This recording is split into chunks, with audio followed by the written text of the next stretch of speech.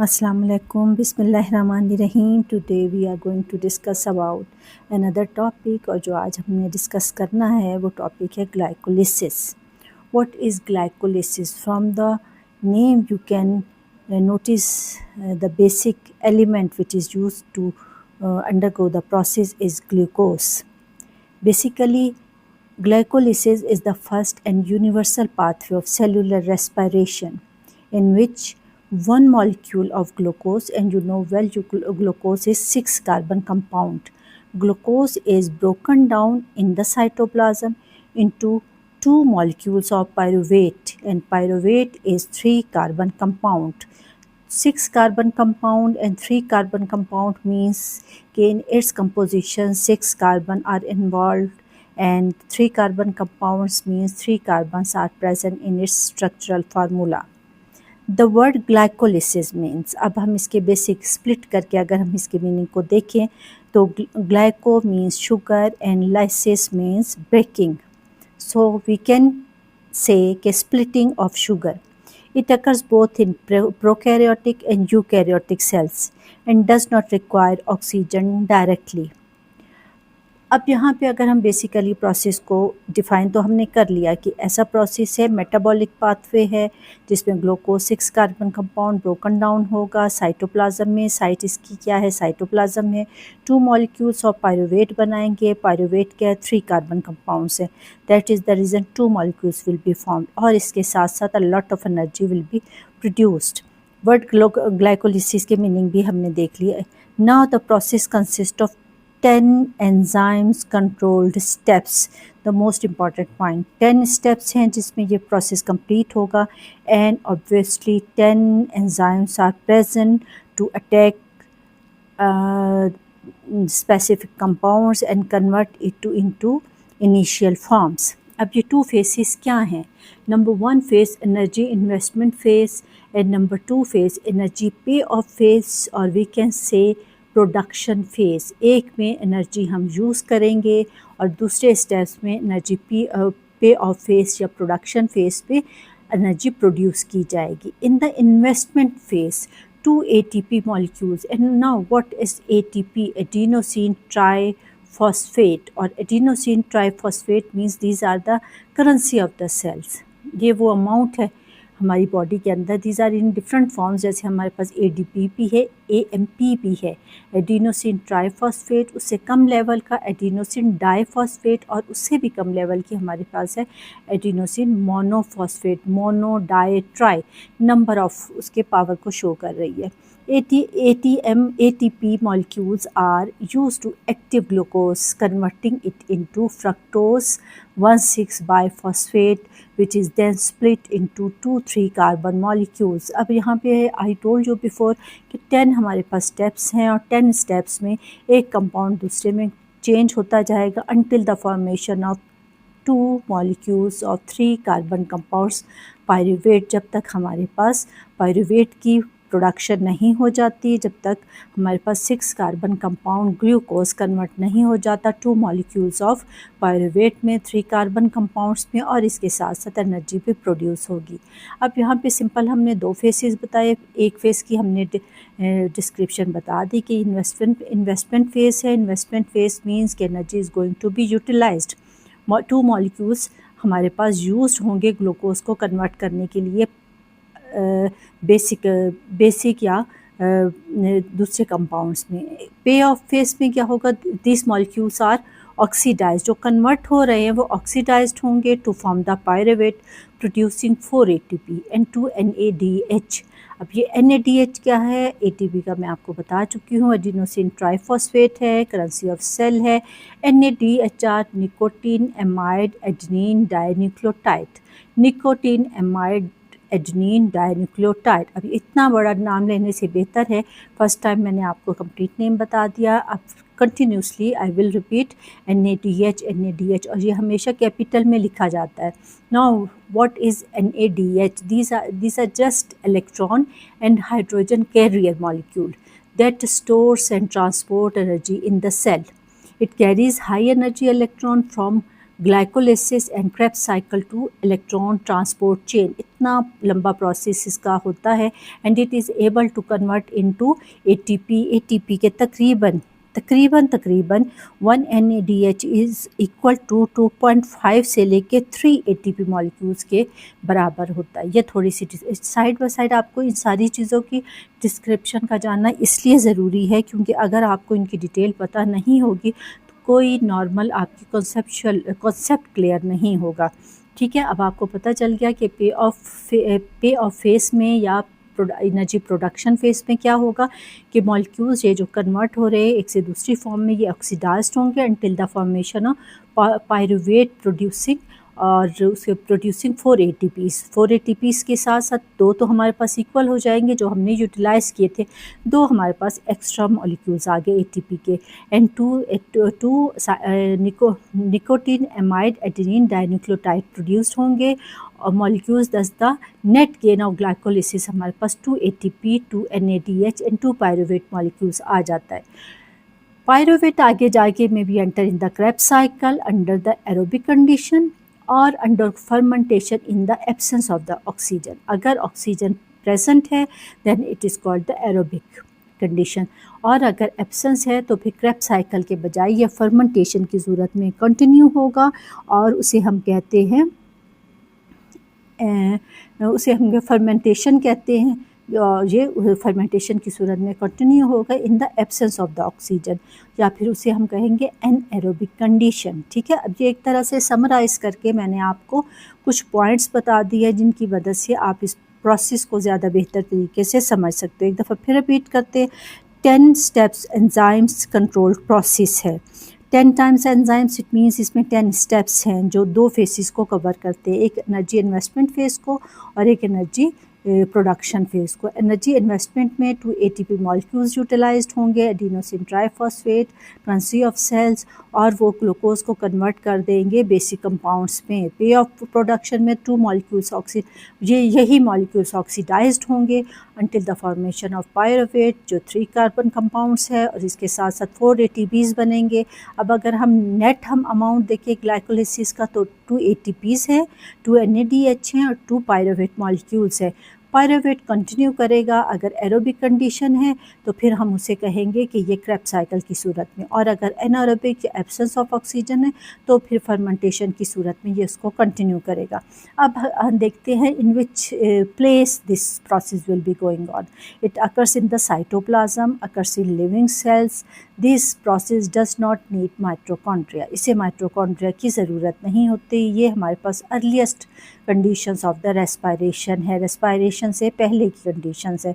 Molecule with the हम कह सकते हैं attitudes towards the glucose.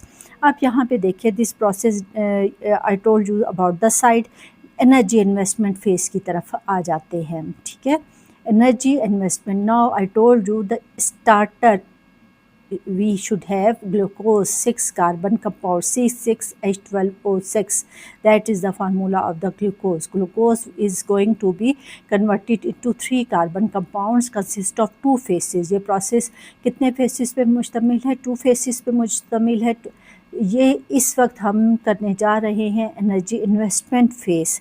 Energy investment phase जिसमें 2 ATP molecules will be utilized to activate glucose and split. इसे activate करेंगे 2 molecules 1 by 1, not at once, एक साथ ही नहीं बल्कि पहले एक ATP मॉलिक्यूल्स यूज्ड होगा आफ्टर कन्वर्जन ऑफ 2 कंपाउंड्स, उसके बाद एक 1 ATP will be utilized, 1 ATP used होगा। यहाँ पे 6 कार्बन कंपाउंड्स।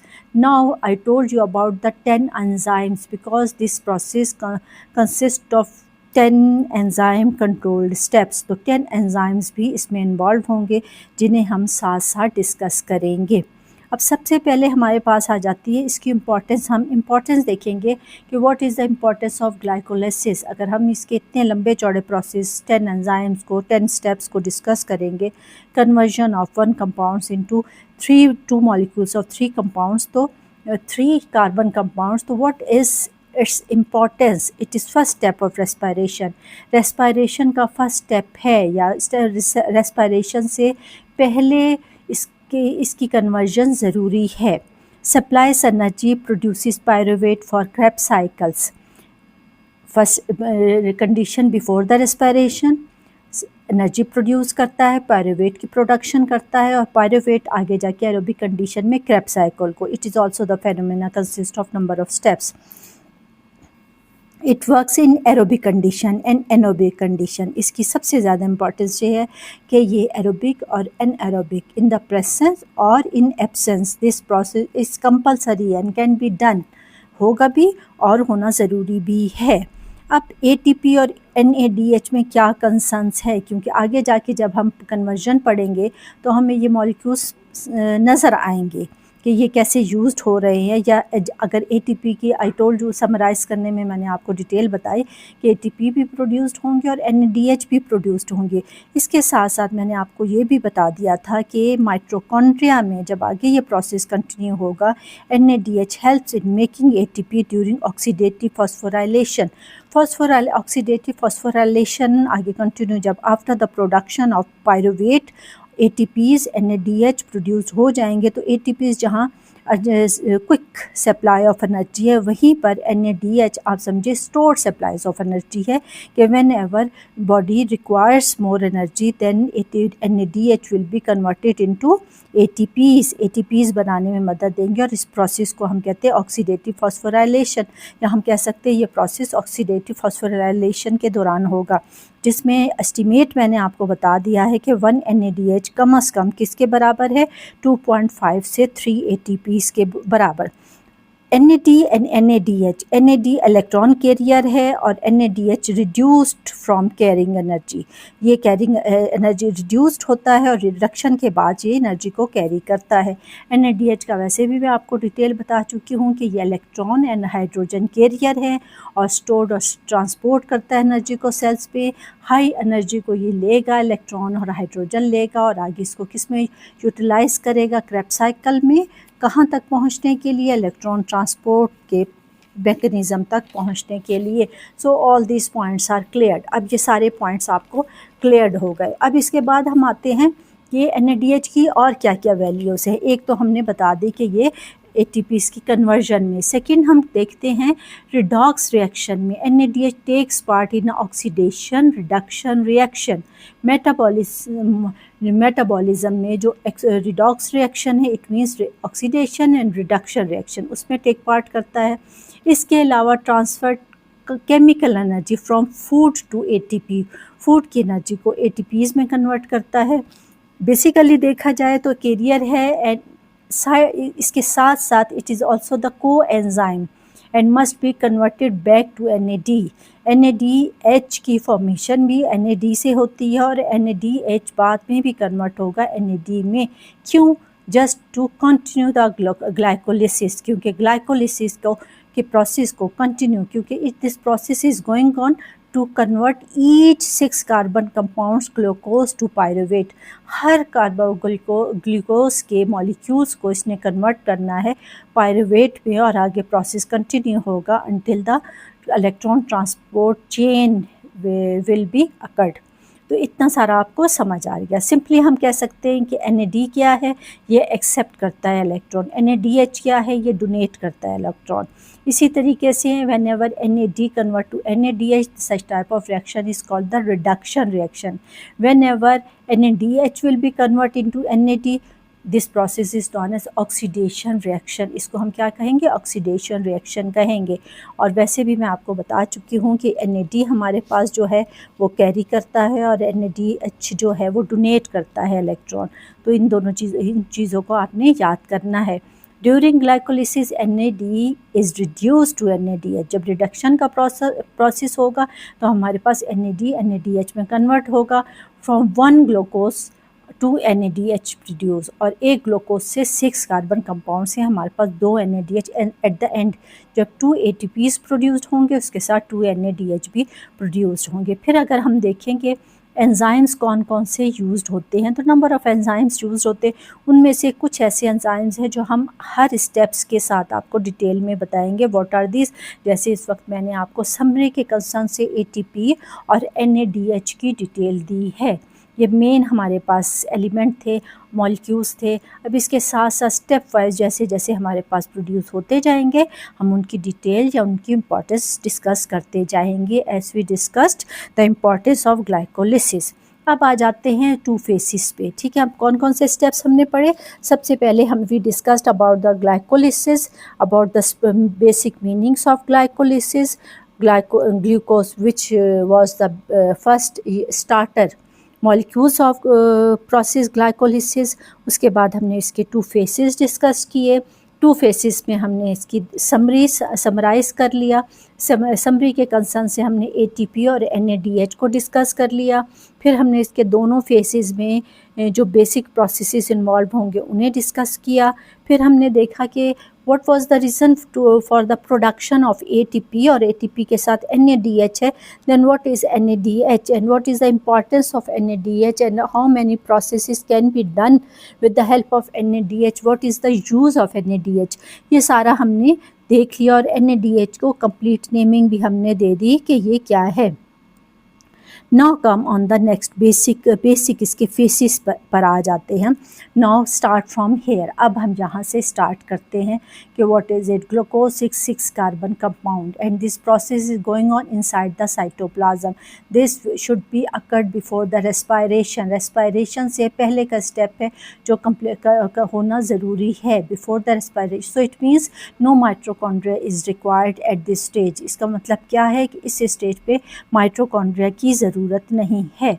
अब इसके स्टेप्स पे जब हम बात करते हैं कि हाउ मैनी स्टेप्स, तो हमने देख लिए 2 फेसेस हैं और 2 फेसेस के बाद इसके अब हम स्टेप्स देखते हैं कि सबसे पहले glucose and glucose will be converted with the help of the enzyme that is known as hexokinase. क्योंकि 10 स्टेप्स हैं तो 10 enzymes are here for this conversion या production of one compound from the previous compound. एक enzymes अपना role play करेगा।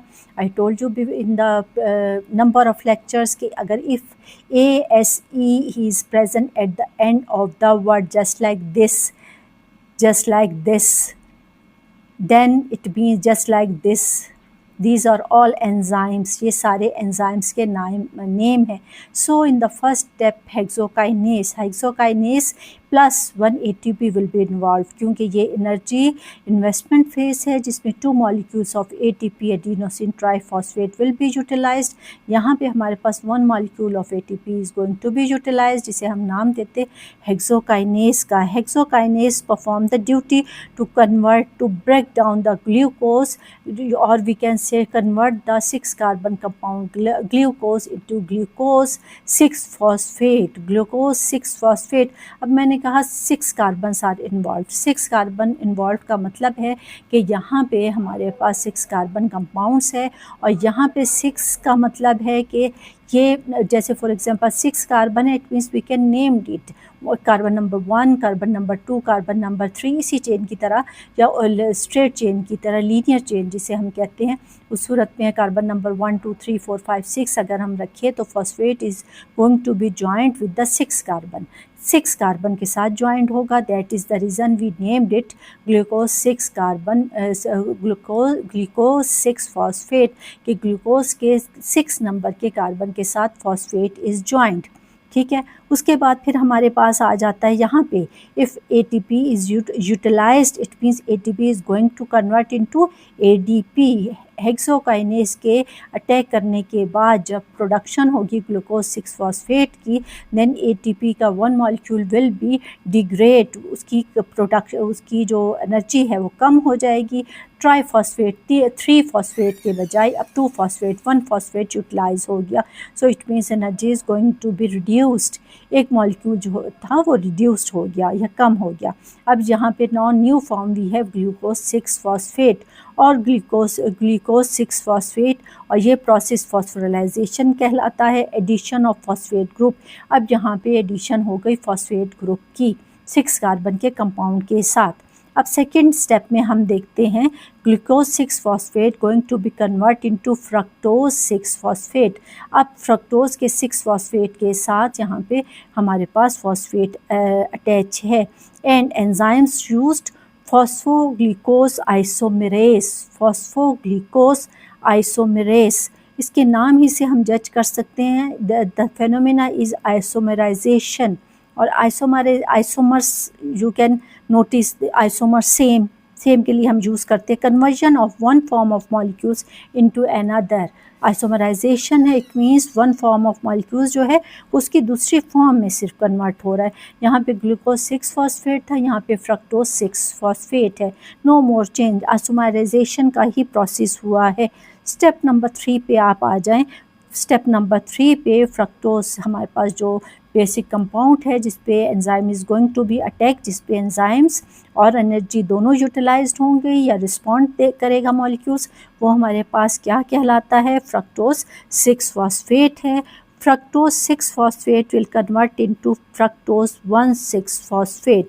1 और 6, अब यहाँ पे 1 और 6 का क्या मतलब है कि कार्बन के 1 कार्बन के साथ और 6 कार्बन के साथ, दोनों के साथ हमारे पास फॉस्फेट अटैच हो जाएंगे और enzymes plus 1 ATP is also utilized. और ATP का आपको मतलब पता है कि जब ATP यूटिलाइज्ड होता है, यूज्ड होता है, it will be converted into its degrade form जो कहलाती है एडिनोसिन डाइफॉस्फेट। एडिनोसिन डाइफॉस्फेट में कन्वर्ट होगा। अब यहाँ पे क्वेश्चन है कि which type of enzymes will be use, तो एंजाइम्स का नाम है फॉस्फोफ्रक्टोकाइनेस। फॉस्फोफ्रक्टोकाइनेस जिसको हम एब्रीवेशन में दे सकते हैं कैपिटल PFK, फॉस्फोफ्रक्टोकाइनेस। P फॉस्फो के लिए, F फ्रक्टो के लिए और K हम यूज़ करते हैं काइनेस के लिए। लेकिन अच्छी बात है कि इनिशियल स्टेजेस पर आप पूरे नाम याद करें। फॉस्फोफ्रक्टोकाइनेस उसने यहाँ पे अटैक किया और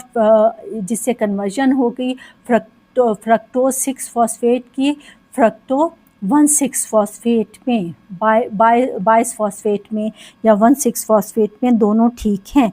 ये सारा प्रोसेस ATP की यूटिलाइजेशन भी मैंने आपको बता दी कि ATP विल बी यूज। सबसे पहले क्या था, ग्लूकोज 6 कार्बन कंपाउंड, हेक्सोकाइनेस ने इस पर अटैक किया, ATP यूज हुआ, ATP ADP में कन्वर्ट हो गया, ग्लूकोज 6 फॉस्फेट बने, ग्लूकोज 6 फॉस्फेट फ्रक्टोज 6 फॉस्फेट में कन्वर्ट हो गए।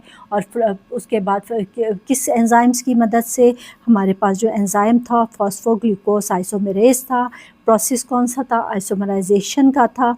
फ्रक्टोज 6 फॉस्फेट किस में कन्वर्ट हुए, फ्रक्टोज 1,6 फॉस्फेट में। यहाँ पे एंजाइम्स क्या है, यहाँ पे PFK है, फॉस्फोफ्रक्टोकाइनेस। ATP यहाँ पे भी यूटिलाइज्ड हुई, किस में कन्वर्ट हो गई, ADP में। और जो न्यू मॉलिक्यूल हमारे पास बना वो था फ्रक्टोज 1,6 बाइफॉस्फेट, या फिर हम इसे फ्रक्टोज 1,6 बाइफॉस्फेट भी कह सकते हैं। अब यहाँ पे ये नेचर ऑफ प्रोसेस क्या है, क्योंकि साइड बाय साइड हर जगह मैं आपको प्रोसेस की नेचर बता रही हूँ। तो यहाँ पे जो हमारे पास प्रोसेस है वो रेट लिमिटिंग स्टेप्स कहलाता है।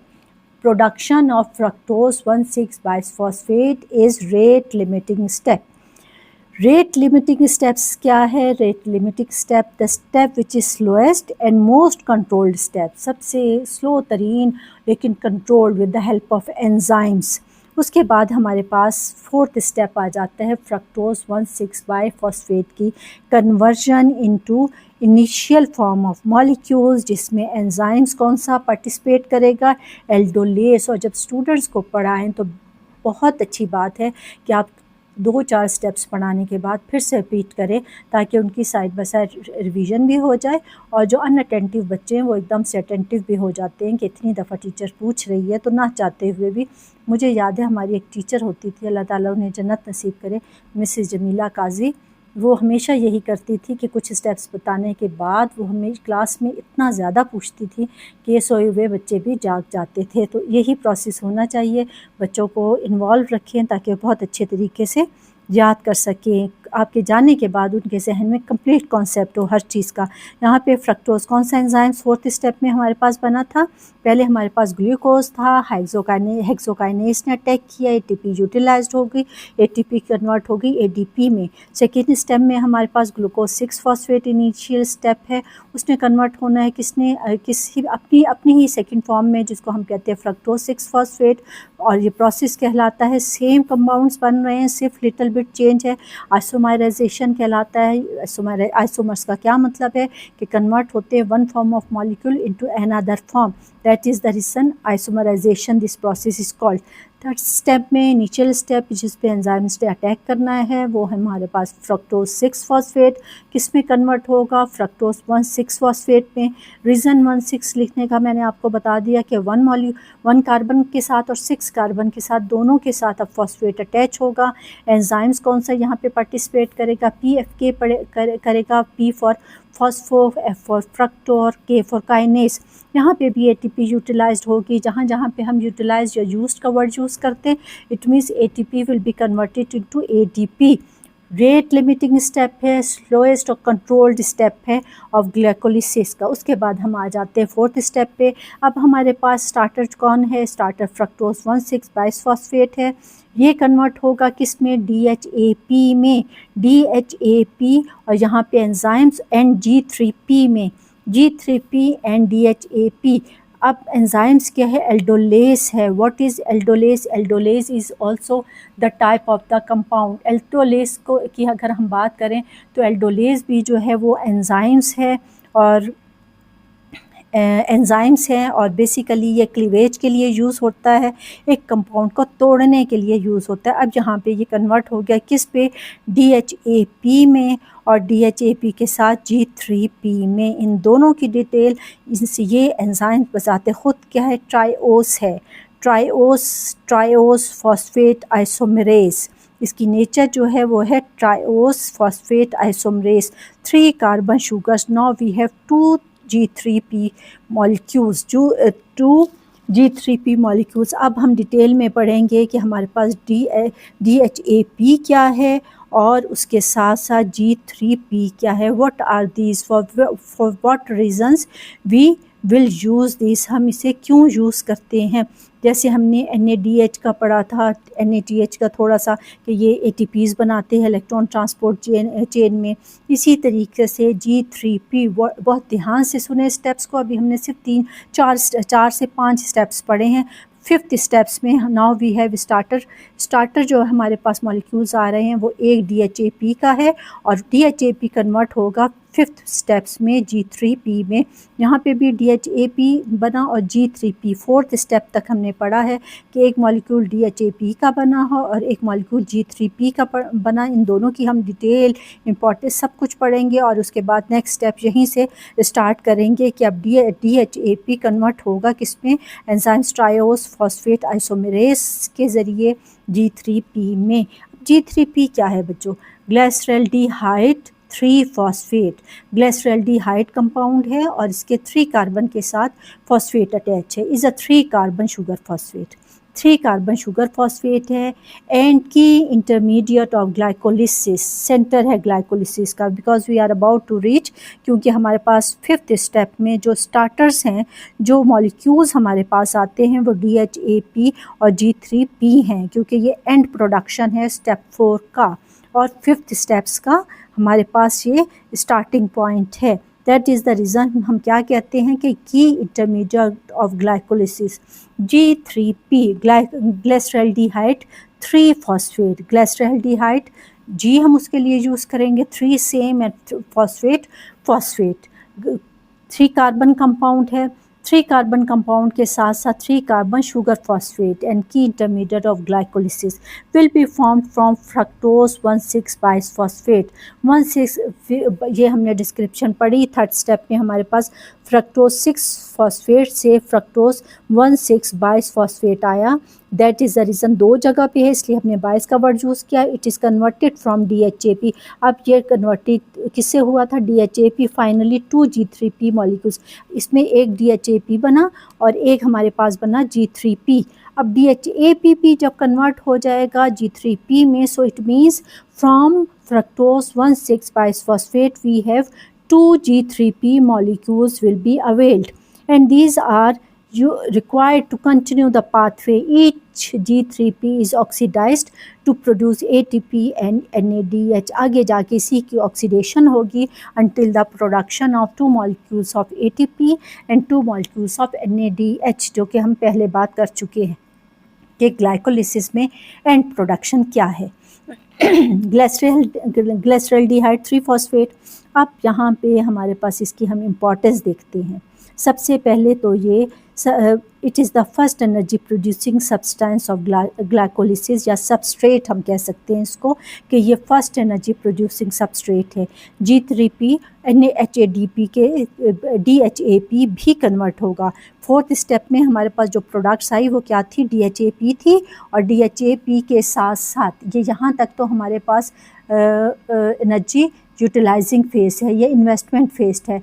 अब आगे नेक्स्ट स्टेप में हम देखते हैं तो हमारे पास जो मॉलिक्यूल्स आता है वो ग्लिसरॉल्डिहाइड है, glyceraldehyde 3 phosphate.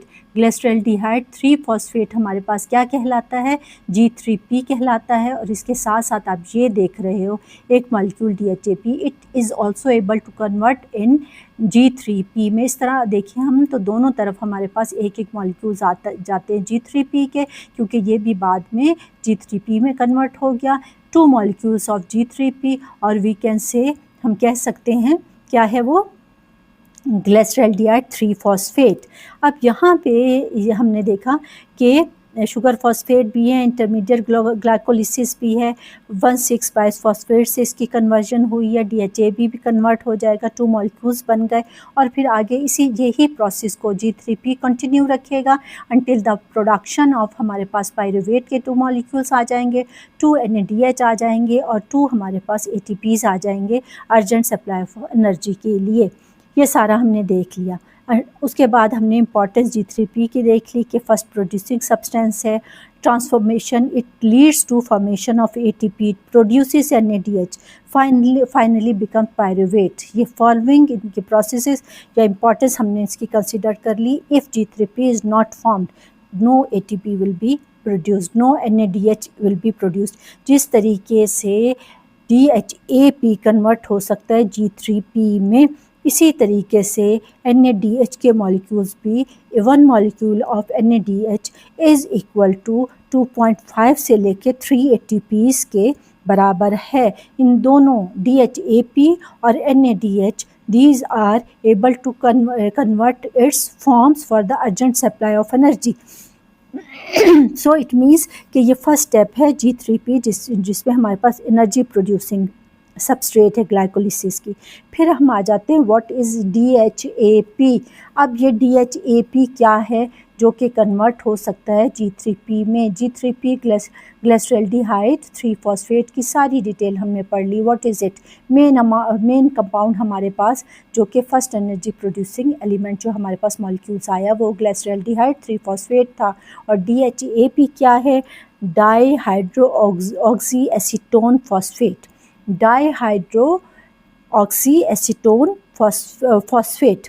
So remember it's name. Complete abbreviation हम बार बार यूज़ करते हैं, लेकिन फ़र्स्ट टाइम आप ज़रूर क्वेश्चन भी अटैम्प्ट करते हुए जहाँ पे फ़र्स्ट टाइम लिखें, या फिर आप लिख सकते हैं कि फॉलोइंग एब्रीविएशंस आर यूज्ड, और उसमें फिर आप एब्रीविएशन के सामने कंप्लीट उसके नेम लिख दें, तो ये भी ज़्यादा बेहतर रहेगा। बेसिकली ये क्या है, जस्ट लाइक G3P की तरह ये भी 3 कार्बन शुगर है, शुगर फॉस्फेट है। किससे बनता है या किस प्रोसेस, ग्लाइकोलिसिस के दौरान फॉर्मेशन होती है इसकी, when fructose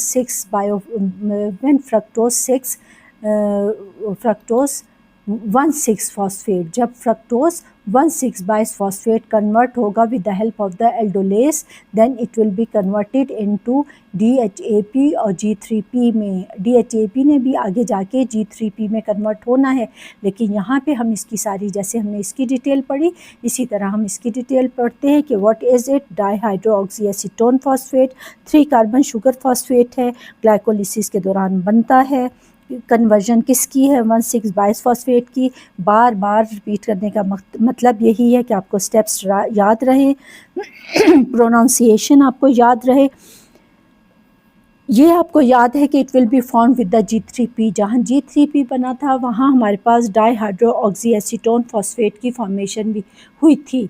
Only G3P continues in glycolysis. For this DHAP is converted into GP. सिर्फ ये फॉर्म हमारे पास ग्लाइकोलिसिस को आगे कंटिन्यू कर सकती है, not in its form. That is the reason it will have to convert into G3P में इसका कन्वर्ट होना ज़रूरी है. और इसको कन्वर्जन के लिए जो एंजाइम्स यूज़ होता है it is known as triose phosphate isomerase. Triose phosphate isomerase, ये भी आइसोमराइजेशन है because 1 molecules of DHAP is equal to 1 molecule of G3P के. दैट इज़ द रीज़न हम कहते हैं इट इज़ आइसोमेरेज या आइसोमराइजेशन का प्रोसेस है. फाइनली हमारे पास कितने मॉलिक्यूल्स आ गए? G3P molecules. 2 G3P molecules will be formed at this stage. Importance इसकी क्या है? DHAP की इम्पॉर्टेंट क्या है? डाईहाइड्रो ऑक्सी एसीटोन फॉस्फेट की इम्पॉर्टेंस क्या है? नंबर 1 बैलेंस द पाथवे, ये बैलेंस कर देता है पाथवे को. 2 हमारे पास मॉलिक्यूल्स आ गए यहाँ पे. एंड में हमने कितने क्या मिल देंगे? 2 मॉलिक्यूल्स ऑफ पायरुवेट. इस तरह ये बैलेंस हो गया. उसके बाद ensures full energy extraction from glucose. Glucose को इतने स्टेप से गुजारने का मकसद यही है कि उसकी एनर्जी एक्सट्रैक्ट पूरी तरह हो जाए. Complete process should have done. Prevents waste of carbon atoms, कोई कार्बन एटम वेस्ट नहीं होता. ऑल विल बी 6 हमारे पास carbon atoms in the starting point. 6 हमारे पास 3 के 2 मॉलिक्यूल्स हमारे पास आ गए पायरुवेट के. It means no carbon atom was undergone wastage. So DHAP is a 3-carbon intermediate of glycolysis and that is isomerized into glyceraldehyde 3-phosphate.